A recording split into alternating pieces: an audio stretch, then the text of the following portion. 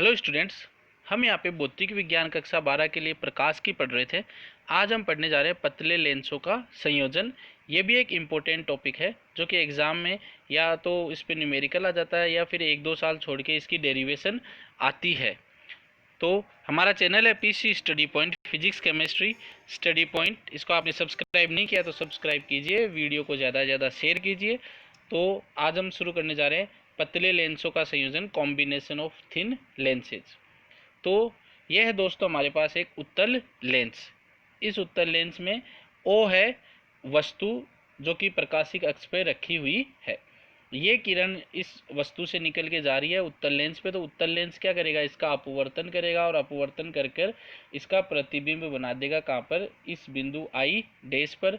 और ये दूरी हो जाएगी v और ये दूरी हो जाएगी u। ये तो सिंपल सी चीज़ है।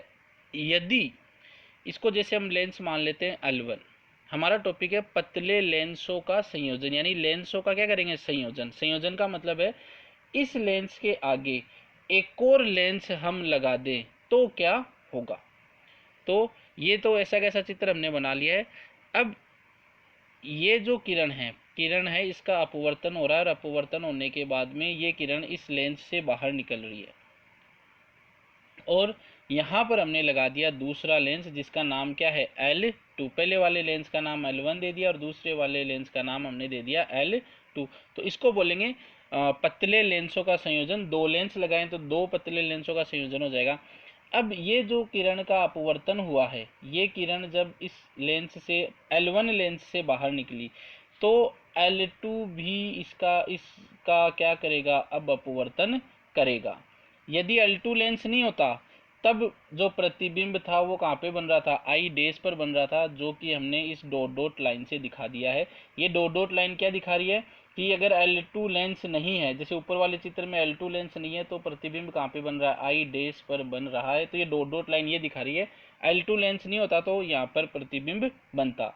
लेकिन अब क्या है, L2 लेंस उपस्थित है तो इस किरण का अब जो होगा, ये L2 लेंस क्या करेगा, अपवर्तन करेगा। या हम ऐसा कहेंगे कि ये जो अब किरण है ये L2 लेंस के लिए किसका कार्य करेगी, वस्तु का कार्य करेगी। और वस्तु कहाँ पर रखी हुई है, यहाँ पर रखी हुई है।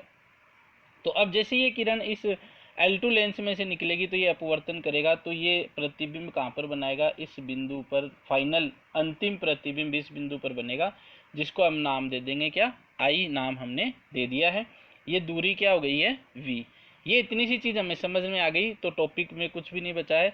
फिर लेंस का सूत्र हमने पढ़ रखा है, 1/f बराबर 1/v माइनस 1/u। तो इसके लिए अगर अपन लगाएंगे तो हमने जो प्रतिबिंब की दूरी किससे दिखाई है, v डैश से दिखाई है, तो 1/v डैश, और u है तो 1/u और 1/f1 L1 लेंस के लिए।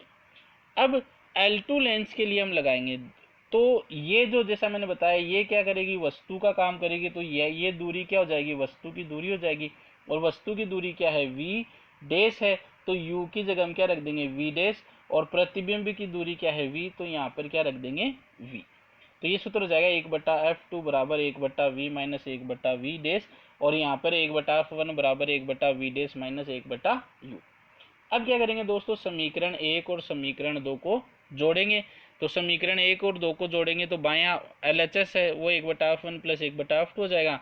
और पहले वाले लेंस के लिए ये था, दूसरे वाले लेंस के लिए ये था, दोनों को हमने क्या कर दिया, जोड़ दिया।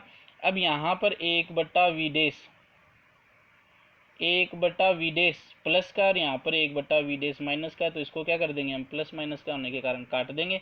तो हमारे पास क्या बचेगा, माइनस 1/u और 1/v ये बचेगा। और जो लेंस का सूत्र होता है, लेंस का सूत्र क्या होता है, 1/f बराबर माइनस 1/u प्लस 1/v। ये भी किसके बराबर है, माइनस 1/u प्लस 1/v। तो यहाँ पर समीकरण 4 से हम क्या लिख सकते हैं, 1/f लिख सकते हैं। तो इसको हमने इस तरीके से लिख दिया कि 1/f बराबर किसके हो गया, 1/f1 प्लस 1/f2, और ये बराबर हो गया माइनस 1/u प्लस 1/v। ठीक है दोस्तों। अब लेंस की क्षमता का सूत्र होता है P बराबर 1/f, ये हमने पढ़ रखा। और 1/f किसके बराबर हो गया, 1/f1 प्लस 1/f2।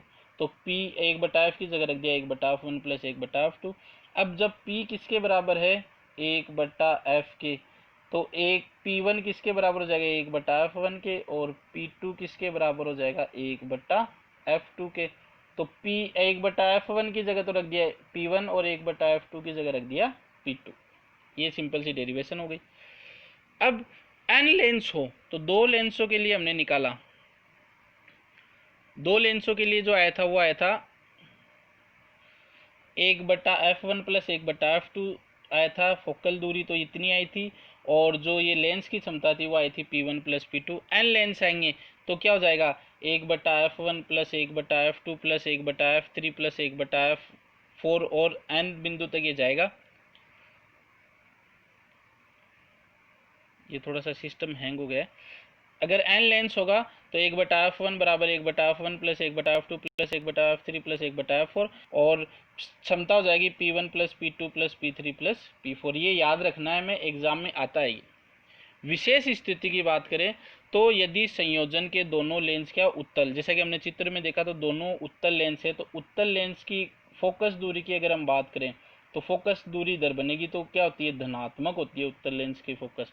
तो F1 व F2 दोनों क्या होंगे पॉजिटिव होंगे, और F1 व F2 पॉजिटिव होंगे तो हमारे पास उत्तर आएगा 1/f बराबर 1/f1 प्लस 1/f2।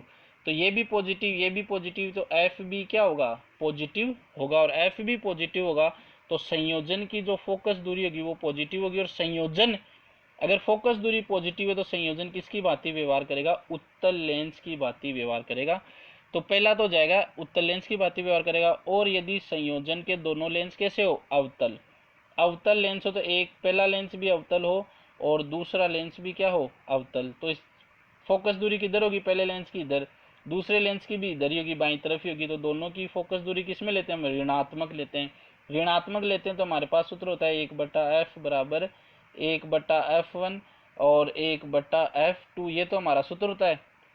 ऋणात्मक दूरी लेंगे तो ये भी माइनस का हो जाएगा और ये भी माइनस का हो जाएगा, तो ये भी ऋणात्मक हो जाएगी।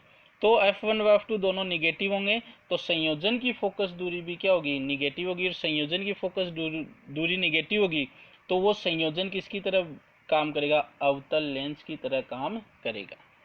अब वाला केस समझने वाला है, यदि दोनों में से एक लेंस तो क्या हो अवतल और एक लेंस क्या हो उत्तल, कुछ इस तरीके से एक तो हो उत्तल और एक क्या हो अवतल, ऐसा संयोजन हो। तो एक अगर हमने L1 लेंस को उत्तल मान लिया तो उसकी फोकस दूरी हो जाएगी धनात्मक, और L2 लेंस को अवतल लेंस मान लिया तो F2 हो जाएगी निगेटिव। ये निगेटिव हो जाएगी तो हमारे पास जो सूत्र हो जाएगा, सूत्र है हमारे पास 1/f बराबर 1/f1 प्लस 1/f2। तो F1 तो क्या है प्लस और F2 क्या है माइनस, तो F2 की जगह क्या रख देंगे माइनस रखेंगे तो ये आ जाएगा 1/f बराबर 1/f1 माइनस 1/f2, क्योंकि F2 क्या है निगेटिव है, लघुत्तम ले लेंगे तो F1 F2 लघुत्तम आ जाएगा, तो F2 माइनस क्या हो जाएगा F1। अब ये है 1/f, तो F को क्या करेंगे ऊपर ले जाएंगे तो यहाँ पर F1 F2 भी क्या जाएगा ऊपर जाएगा, तो ये हो जाएगा F बराबर F1 F2 upon F2 minus F1।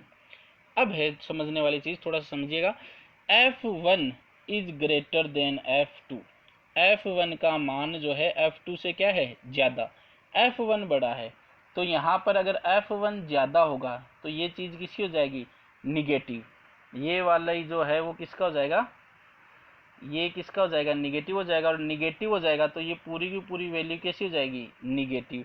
और जब निगेटिव हो जाएगी तो अभी हमने देखा है अगर F निगेटिव हो तो संयोजन किसकी भांति व्यवहार करेगा अवतल लेंस की भांति व्यवहार करेगा।